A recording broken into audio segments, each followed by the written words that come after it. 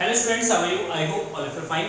Student, today we are going to discuss a most important topic of class 12 physics, that is Kirchhoff's law. It is a most important topic और हर साल आपके board exam में या इससे related numericals जो है board exams में आपके पूछे जाते हैं। किरचॉफ्स लॉ, ठीक है। तो आज इस वीडियो में हम डिस्कस करेंगे किरचॉफ्स लॉ के बारे में, डिस्कस करेंगे किरचॉफ्स लॉ के इंपॉर्टेंस क्या है। तो सबसे पहले क्या किरचॉफ्स ने जो है क्या करा था, जो ओम्स का लॉ है उस ओम्स के लॉ को उन्होंने एक्सटेंड किया है फॉर अ कॉम्प्लिकेटेड सर्किट। जैसे हमारे पास ओम्स लॉ है, Ohm's law according to Ohm's law V is equal to IR। इस फॉर्मूले से हम पोटेंशियल फाइंड आउट कर सकते हैं, करंट फाइंड आउट कर सकते हैं, या किसी भी कंडक्टर का रेजिस्टेंस हम फाइंड आउट कर सकते हैं, ठीक है। लेकिन ये जो फॉर्मूला होता है Ohm's law V is equal to IR, ये ओनली अप्लाई होता है किसी भी सिंपल सर्किट में। लेट्स सपोज कि हमारे पास एक सिंपल सा सर्किट है, ये एक सिंपल सा सर्किट है, और इस सिंपल सा सर्किट में अगर हमें करंट निकालना है या वोल्टेज निकालना है या आर निकालना है, तो उस कंडीशन में इस सिंपल सर्किट में ओम्स लॉ को हम फॉलो कर सकते हैं, ओम्स लॉ को अप्लाई कर सकते हैं, and we can calculate the potential difference और करंट और इलेक्ट्रिक रेजिस्टेंस। लेकिन अगर हमारे पास कोई कॉम्प्लिकेटेड सर्किट होता है जिसमें मोर देन 2 सेल्स कनेक्टेड होते हैं, जी ना, मोर देन 2 रेजिस्टेंस कनेक्टेड होते हैं और अलग अलग फॉर्म में कनेक्टेड होते हैं, तो उस कंडीशन में हम ओम्स लॉ को फॉलो नहीं कर सकते या ओम्स लॉ को यहाँ पे अप्लाई नहीं कर सकते। लेट अस सपोज कि हमारे पास एक सर्किट है,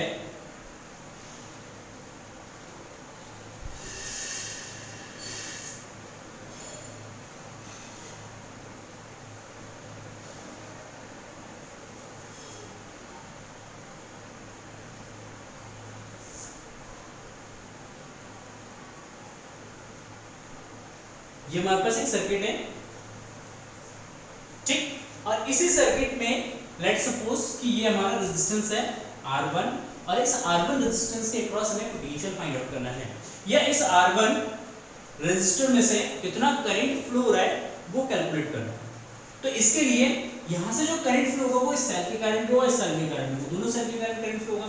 तो इस कंडीशन में अगर हमें इसके अक्रॉस पोटेंशियल निकालना है या करंट निकालना है, तो इसके लिए हम ओम्स लॉ को यूज नहीं कर सकते हैं। तो इस तरीके के कॉम्प्लिकेटेड सर्किट में किसी भी कंपोनेंट के क्रॉस पोटेंशियल फाइंड आउट करना है या किसी भी कंपोनेंट के क्रॉस करंट फाइंड आउट करना है, तो उसके लिए यूजफुल होता है हमारे पास, या हमारे लिए यूजफुल होता है किरचॉफ्स लॉ। इसके 2 लॉज हैं, फर्स्ट लॉ करंट लॉ है, second law voltage law, discuss करेंगे।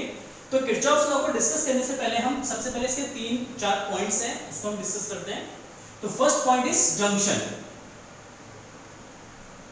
First point is junction, second point is, या फर्स्ट पॉइंट इसको सेकंड पॉइंट लेते हैं, first point electric network, electric network, second junction, third loop और mesh, and fourth point is branch, ठीक है। ये 4 points हमें पता होना चाहिए किरचॉफ्स लॉ को स्टडी करने से पहले, क्योंकि किरचॉफ्स लॉ में इन्हीं चीजों के बारे में डिस्कस किया गया। तो first electric network, electric network means it is a electric path, या इलेक्ट्रिक नेटवर्क मींस ऐसे ही कॉम्प्लिकेटेड सर्किट को जहां पे more than 2 resistors and more than 2 cells connected होते हैं, तो इस तरीके के इलेक्ट्रिक सर्किट्स को हम कहते हैं इलेक्ट्रिक नेटवर्क। क्लियर है। Next junction, junction is a point in which more than 2 currents are connected, या more than 2 wires are connected. Junction वो पॉइंट्स होते हैं जहां पे मोर देन 2 वायर्स जो है आपस में क्या होते हैं, कनेक्ट होते हैं, तो ऐसे पॉइंट को हम कहेंगे जंक्शन कहते हैं, ठीक है। लेट्स सी, ये हमारे पास एक डायग्राम है, इलेक्ट्रिक नेटवर्क है। इस इलेक्ट्रिक नेटवर्क में अगर हमें जंक्शन फाइंड आउट करना है, तो जंक्शन का मतलब होता है मोर देन 2 वायर्स कनेक्टेड होते हैं। लेट्स सपोज ये पॉइंट है, यहाँ से एक वायर यहाँ पे आया, एक वायर ये गया और एक वायर ये आ गया, ठीक है। लेट्स सपोज कि यहाँ से करंट आया I1, यहाँ से करंट आया I2, और यहाँ पे करंट जाएगा I1 plus I2, I1 plus I2। This point is known as junction. ये पॉइंट जो है जंक्शन होगा जहाँ पे मोर देन 2 वायर्स कनेक्टेड होते हैं, ठीक है। लेट्स सी पॉइंट ए, यहां से देखिए, यहां से करंट आया, यहां पे करंट गया, सॉरी या ले लेते हैं कि यहां से करंट आया, लेट्स सपोज यहां से करंट आया I1, यहां से करंट आया I2 और इधर इस डायरेक्शन में करंट गया यहां पे I1 plus I2। then this point is known as junction, जहां पे मोर देन टू, हम या इस तरीके से भी कह सकते हैं कि जिस पॉइंट पे मोर देन टू करंट आपस में कनेक्टेड होते हैं उस पॉइंट को हम जंक्शन कहेंगे। Let's see this point is also known as junction, यहां पे भी मोर देन टू वायर्स आपस में कनेक्टेड है, यहां से आएगा आपका I1 प्लस I2 करंट, फिर यहां पे इस ब्रांच में चला जाएगा I1 और इसमें चला जाएगा आपका I2 करंट, इसमें क्या I1 और इसमें I2। तो देखिए यहाँ पे करंट आया और इसके बाद मोर देन टू डायरेक्शन यहाँ पे करंट को, या करंट के लिए दो डायरेक्शन है और दो डायरेक्शन में यहाँ से करंट जा सकता है, तो इस पॉइंट को हम क्या कहते हैं, जंक्शन कहते हैं। जैसे आप ट्रेन में सफर करते हैं तो वहां पे किसी किसी स्टेशन पर लिखा हुआ आपको मिलता है कि दिल्ली जंक्शन, मुंबई जंक्शन, ठीक है, या काशीपुर जंक्शन या लालकुआ जंक्शन, मतलब बहुत सारे ऐसे स्टेशन होते हैं जहाँ पे जंक्शंस लिखे होते हैं, क्योंकि वहां पे ट्रेन आने के और जाने के मोर देन टू डायरेक्शन है, मतलब मोर देन टू डायरेक्शन से वहां पे ट्रेन आ सकती है और मोर देन टू डायरेक्शंस में मतलब ट्रेन जा सकती है। तो ऐसे स्टेशन को हम क्या कहते हैं, जंक्शन कहते हैं, जहाँ पे ट्रेन के आने और जाने के लिए मोर देन टू डायरेक्शन हो। क्लियर। और प्लेटफॉर्म भी होता है, किसी किसी स्टेशन पे आप जाते हैं कि प्लेटफॉर्म लिखा होता है, जहां पे क्या होता है कि ट्रेन एक पर्टिकुलर डायरेक्शन से आया, यहाँ पे कुछ टाइम के लिए रुका और इस डायरेक्शन में फिर चला गया, मतलब एक ही स्ट्रेट लाइन होता है, एक ही स्ट्रेट अगर रेलवे ट्रैक है तो उस स्टेशन को हम क्या कहते हैं, प्लेटफॉर्म कहते हैं। तो सेम यहाँ पे ये जो पॉइंट्स है, यहाँ से करंट आया और यहाँ पे करंट गया, यहाँ से करंट आया और इस डायरेक्शन में करंट गया, तो ये वाला point and this point is known as platform. तो इसका प्लेटफॉर्म का कोई रोल नहीं है, we only study about junction, ठीक है, जंक्शन समझ में आ गया होगा। Next loop. Loop means it is a closed conducting path, it is a closed conducting path. Close conducting path को हम क्या कहते हैं, लूप कहते हैं या मेश कहते हैं, ठीक है। Close conducting path means let's suppose कि ये पॉइंट A, ये point B, sorry it is B, C, D, E and F। जैसे इस सर्किट में एक क्लोज कंडक्टिंग अगर पाथ हम ड्रॉ करते हैं, लेट्स से कि A से हम B पे गए, D से C, C से B, B से A, तो ये हमारा क्या हो गया, क्लोज पाथ हो गया। तो इस क्लोज कंडक्टिंग पाथ को हम कहेंगे लूप कह सकते हैं। या लेट्स से कि E से A पे आए, A से B, B से E, E से फिर F से फिर E पे पहुंच गए, तो ये पूरा हमारा क्या हो जाएगा, कंडक्टिंग पाथ हो जाएगा, क्लोज कंडक्टिंग पाथ हो जाएगा, तो इसको भी हम लूप कह सकते हैं। या इसमें हम देख सकते हैं कि E से A पे आए, A से D, D से C, C से B, B से E और E से सॉरी F से फिर E, तो ये पूरा कंप्लीट एक हमारा क्या जाएगा, क्लोज कंडक्टिंग पाथ होगा। तो इस इलेक्ट्रिक नेटवर्क में अगर कोई भी एक क्लोज कंडक्टिंग पाथ है तो उस क्लोज कंडक्टिंग पाथ को हम क्या कहेंगे, लूप और मेश कहते हैं। क्लियर है। Now branch.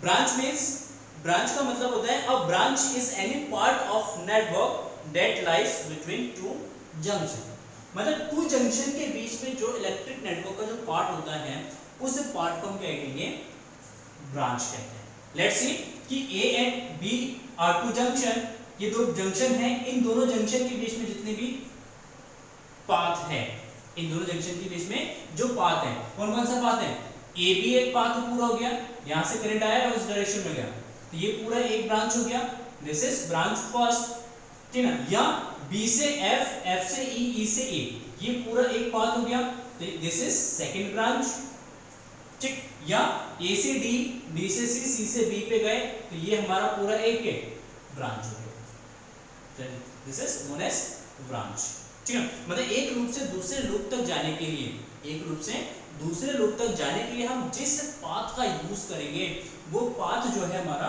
ब्रांच कहलाता है।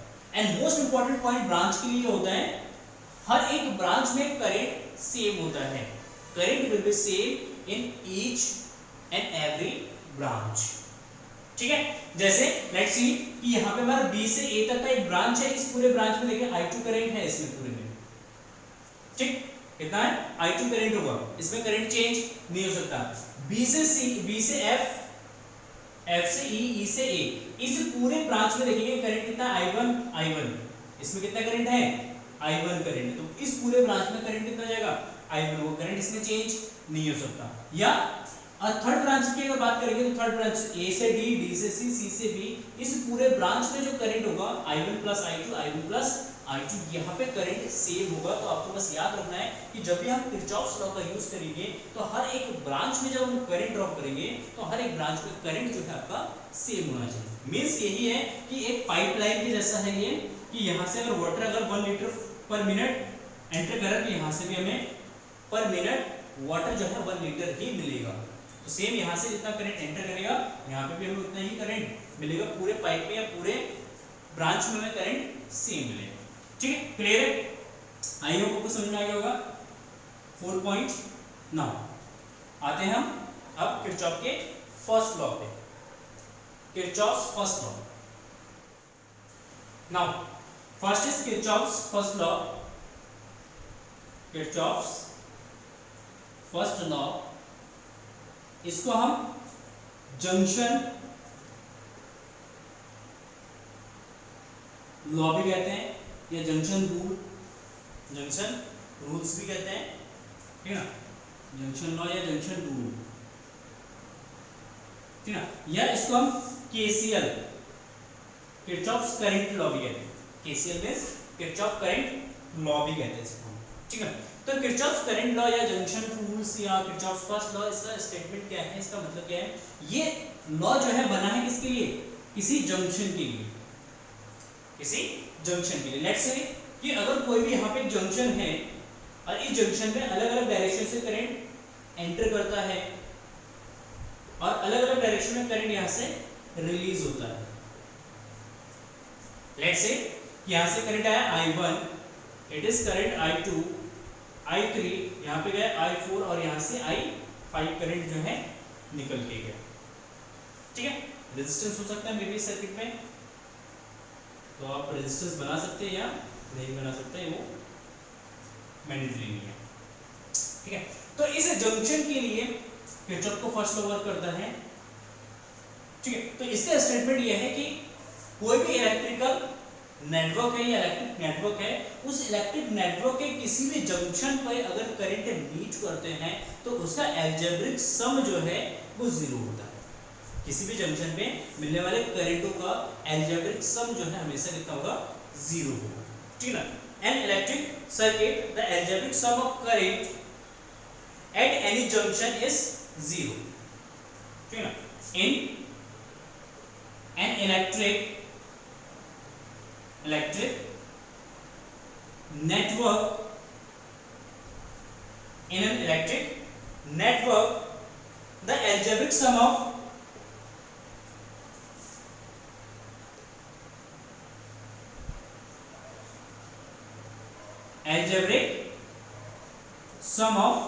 current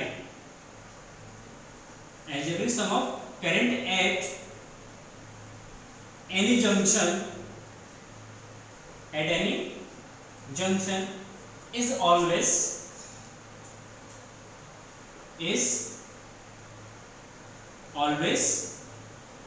zero. क्या होगा, ऑलवेज क्या होगा, उस पॉइंट पे जीरो होगा। किसी भी जंक्शन पे, कोई भी जंक्शन होगा इलेक्ट्रिक नेटवर्क के, उस इलेक्ट्रिक नेटवर्क पे जितने भी करंट मीट करेंगे उन करंट का अलजेब्रिक सम हमेशा कितना होगा, जीरो होगा। It means mathematically we can write here summation of I is equal to 0, summation of I is equal to 0, current का अलजेब्रिक सम जो है वो आपका जीरो होगा, ठीक है। तो इसका मतलब है ये जीरो तभी हो सकता है जब इसमें हम साइन कन्वेंशन यूज करेंगे। Then sign convention,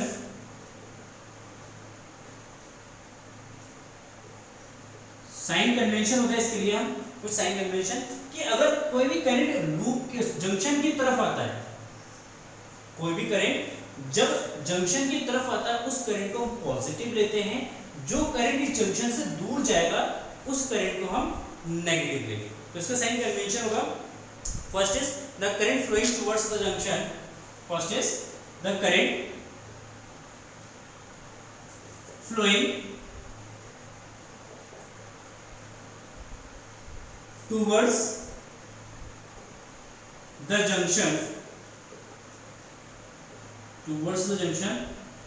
are taken as positive, मतलब जो जंक्शन की तरफ आएगा करंट उसको हम पॉजिटिव लेंगे। And second is the current flowing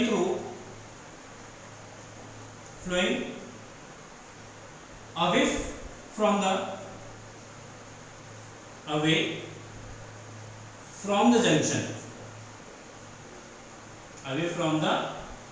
junction are taken as negative, मतलब जो जंक्शन की तरफ आएगा करंट उसको पॉजिटिव लेंगे, जो जंक्शन से दूर जाएगा उस करंट को क्या लेंगे, नेगेटिव लेंगे। अगर इस जंक्शन पे अगर हम लेट्स सी ये हमारा वो जंक्शन है, इस जंक्शन पे अगर हम किरचॉफ के फर्स्ट लॉ को यूज करते हैं तो एट जंक्शन ओ, इस जंक्शन में अगर अप्लाई करेंगे then I1 plus I2 plus I3 I1 I2 and I3 are taken as positive because it's are flowing towards the junction, and I4 and I5 are taken as negative because it's are flowing away the junction. So minus I4 is minus I5 is equal to 0. Then I1 plus I2 plus I3 minus I4 minus I5 is equal to 0. तो इस condition में क्या होगा, इस दोनों को अगर भेज देते हैं तो ये I1 plus I2 plus I3 is equal to I4 plus I5 plus I5. तो I1 plus I2 plus I3 is equal to I4 plus I5. It means I1 plus I2 plus I3 is incoming current. It is incoming current that is equal to I4 and I5 is outgoing current, क्योंकि ये junction से क्या है, बाहर जा रहा है। It is outgoing current.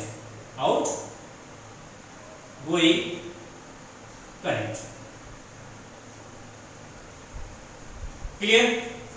तो इसका मतलब है किसी भी जंक्शन में अगर हम किरचॉफ के फर्स्ट लॉ को यूज करेंगे तो इट मींस जंक्शन की तरफ जितना करंट आएगा उतना ही करंट जंक्शन से बाहर भी निकल जाएगा। तो इसका मतलब ये जो जंक्शन है किसी भी करंट को एक्यूमुलेट नहीं करेगा या किसी भी तरीके के कोई भी चार्ज या करंट को स्टोर नहीं करेगा।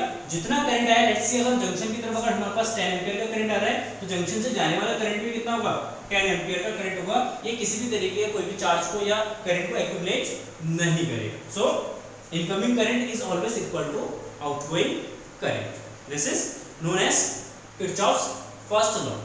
And Kirchhoff first law is based on, एक नंबर का क्वेश्चन बनता है कि किरचॉफ का फर्स्ट लॉ किस नियम या किस लॉ पे बेस्ड है। किरचॉफ का फर्स्ट लॉ जो जंक्शन लॉ है या किरचॉफ्स करंट लॉ है वो किस लॉ पे बेस्ड है। Then Kirchhoff current law is based on conservation of laws of conservation, law of conservation of charge. एक नंबर का क्वेश्चन बनता है कि किरचॉफ का जो फर्स्ट लॉ है ये बेस्ड है आपका law of conservation of charge. तो लिखेंगे Kirchhoff's first law is based on the law of conservation of charge. It means कि जिस जंक्शन पे करंट मीट कर रहे हैं, जिस जंक्शन पे करंट मीट कर, ये जंक्शन जो है ना तो चार्ज को एक्यूमुलेट करेगा, ना तो चार्ज को स्टोर करेगा, या ना ही इस जंक्शन पे करंट डिस्ट्रॉयड होगा या चार्ज डिस्ट्रॉयड होगा, ना ही ये जो जंक्शन है ये करंट को या चार्ज को यहाँ पे ये प्रोड्यूस या जनरेट कर सकता है। तो इट मींस जितना चार्ज जंक्शन की तरफ आएगा उतना ही चार्ज जंक्शन से दूर जाएगा। Is it clear? तो इट मींस जंक्शन पे जो चार्ज होगा वो कंजर्व रहेगा, मतलब जंक्शन पे ना तो चार्ज प्रोड्यूस हो रहा है ना ही इस पे जंक्शन पे चार्ज डिस्ट्रॉयड होगा। तो इट मींस चार्ज यहाँ पे कैसा रहेगा, कंजर्व रहेगा। क्लियर? तो this is known as Kirchhoff's first law. चलो नेक्स्ट वीडियो में हम डिस्कस करेंगे Kirchhoff's second law, that is Kirchhoff's voltage law, KVL. ठीक है, thank you for watching this video and have a nice day, bye bye.